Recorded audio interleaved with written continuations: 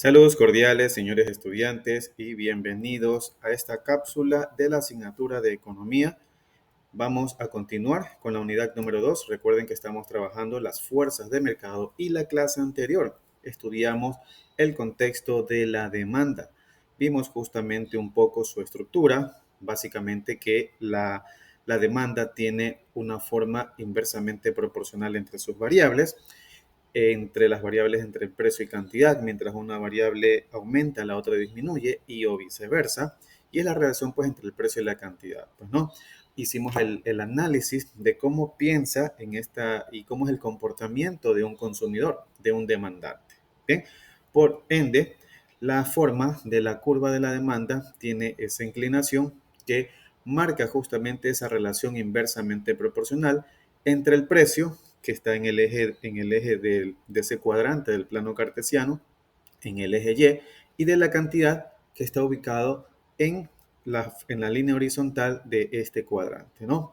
Entonces, esa es básicamente la referencia a cómo era el comportamiento de un consumidor en el caso de que cuando los precios bajan, nosotros aumentamos la demanda de un producto, compramos en mayor cantidad, y o viceversa, si el precio sube, por ende también pues el producto o el servicio se vuelve más caro, provocando de que disminuya la demanda.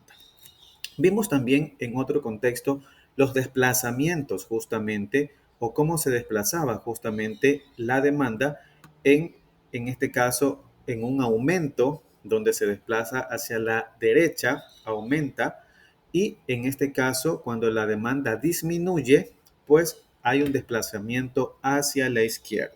Hicimos ese análisis respectivo pues también en una gráfica. Solamente alcanzamos justamente cuáles son las situaciones cuando aumenta o disminuye la demanda, y solamente alcanzamos a ver este primer punto, la de los precios de los bienes relacionados. Hicimos un análisis de cuando aumenta o disminuye la demanda en función de los bienes sustitutos y de los bienes complementarios, ¿verdad? En este caso vamos a continuar justamente con el tema de los desplazamientos hacia la derecha, hacia la izquierda, y pues tenemos allí en este contexto tenemos justamente el ingreso. Cuando hablamos nosotros del tema del ingreso, nos menciona que es una reducción, en una reducción del ingreso, las personas en contexto tienen menor poder adquisitivo, por lo tanto, compran menos cantidad de bienes y servicios. Por lo tanto, nos remitimos nuevamente a la gráfica. Si el ingreso de las personas disminuye, entonces existe una disminución de la demanda. Pasamos, en este caso, a una contracción de la demanda, porque escasea en este caso el ingreso y las personas tienen que consumir menos cantidad de bienes y servicios. Pero ¿qué sucede si en este caso las personas aumentan su ingreso? Tienen mayor poder adquisitivo. Por lo tanto, pueden ahora comprar mayor cantidad de bienes y servicios. Y eso significa que la demanda aumenta, por lo tanto, hay un desplazamiento hacia la derecha. Entonces, el tema del ingreso de las personas en una reducción contrae la demanda, en un aumento del ingreso de los sueldos, perdón, puede aumentar en este caso la demanda. Bien, entonces, esa es el segundo criterio para los cambios en la demanda. Otro criterio, como lo vemos en pantalla, es la población. Al aumentar la población, es de esperar que la demanda de un bien aumente. Exactamente. ¿Qué significa esta parte? Nuevamente nos remitimos a la gráfica donde están los desplazamientos de la demanda. ¿Qué significa? Significa que cuando hay mayor cantidad de personas en un entorno, en una sociedad, lógicamente, al haber mayor cantidad, o si aumenta en este caso la cantidad de personas, por supuesto, por lógica también van a aumentar la demanda de bienes y servicios en esa sociedad, en esa economía. Por supuesto, un ejemplo muy sencillo, en este caso los temas migratorios.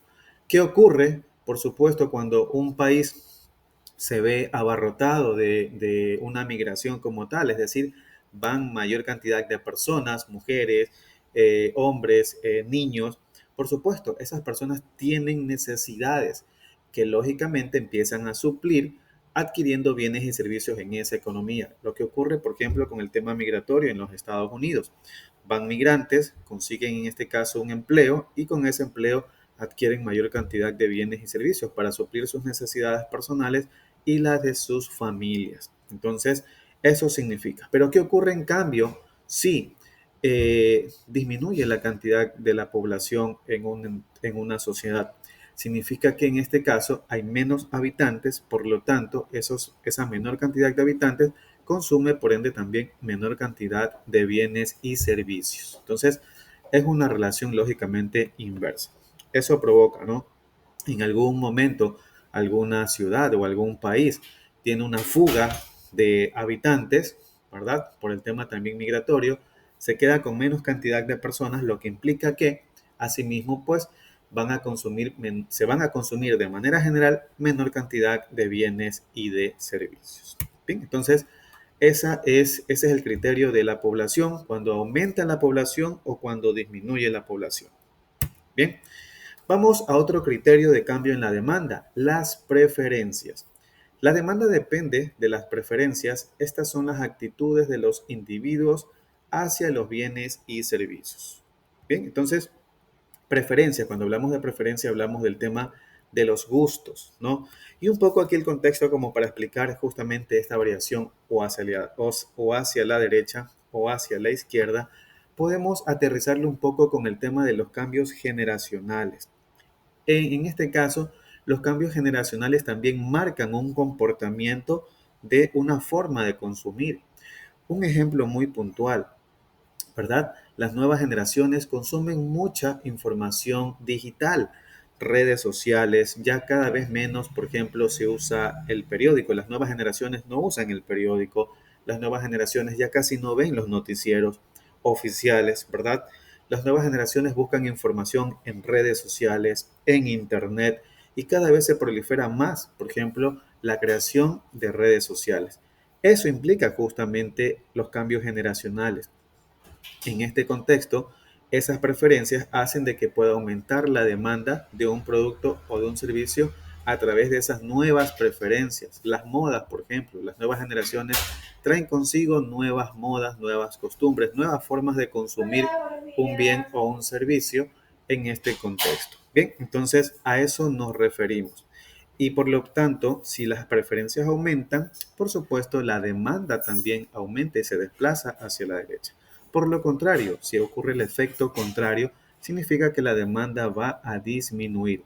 Si disminuyen esas preferencias, la demanda disminuye. Vamos al mismo ejemplo, consumir información, el periódico. Cada vez las personas consumen menos este tipo de productos, cada vez menos, se va perdiendo con las generaciones anteriores. Entonces, la demanda de este producto disminuye, ya ha disminuido, ¿no? Algunas empresas que se dedicaban a la venta de este producto, incluso pues ya han cerrado sus operaciones porque cada vez se vende menos de este producto. Entonces, ese es otro criterio de variación de la demanda, de aumento o de reducción en función de las preferencias. Y la última, las expectativas. Cuando hablamos en este caso de las expectativas, es justamente de que esas preferencias justamente de los consumidores como tal pueden provocar que de esa forma también aumenten o disminuya justamente esa demanda.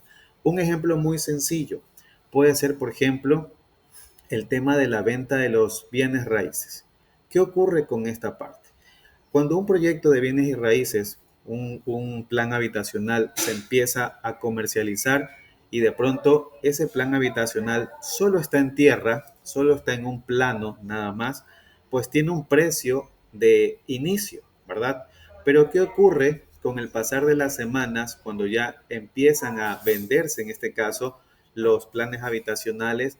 La demanda empieza a aumentar y esa demanda provoca que el precio aumente como tal, ¿verdad? Y es por eso que al inicio de un proyecto de un plan habitacional encontramos un precio y después de meses o quizás de pronto un año o un par de años, los precios de ese bien inmueble se disparan y puede incluso hasta duplicarse, en algunas ocasiones hasta triplicarse su valor desde que en un momento inicial se lo compró en un plano nada más, donde solo había tierra y no había absolutamente ni un ladrillo puesto en ningún lado. Entonces, de ese tema hablamos justamente de las expectativas.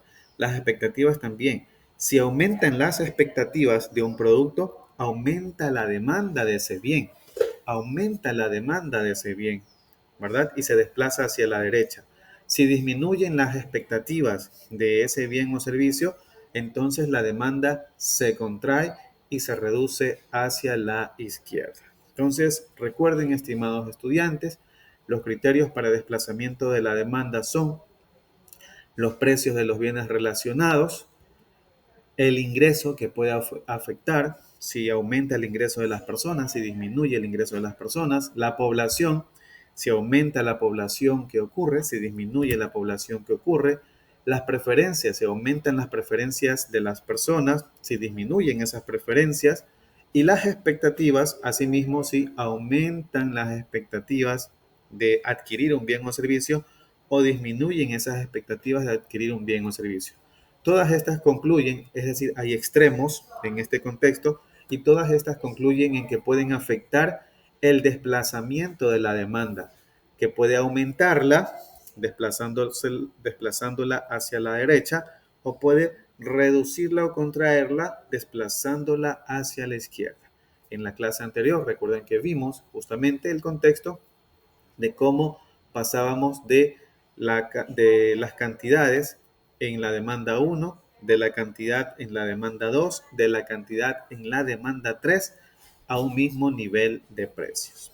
Bien, entonces hemos llegado a la parte final de esta primera cápsula en referencia a los criterios que hacen de que una demanda se pueda desplazar hacia la derecha o hacia la izquierda. Nos vemos en la siguiente cápsula para poder dialogar y conversar sobre la ley de la oferta. Bien, muchas gracias.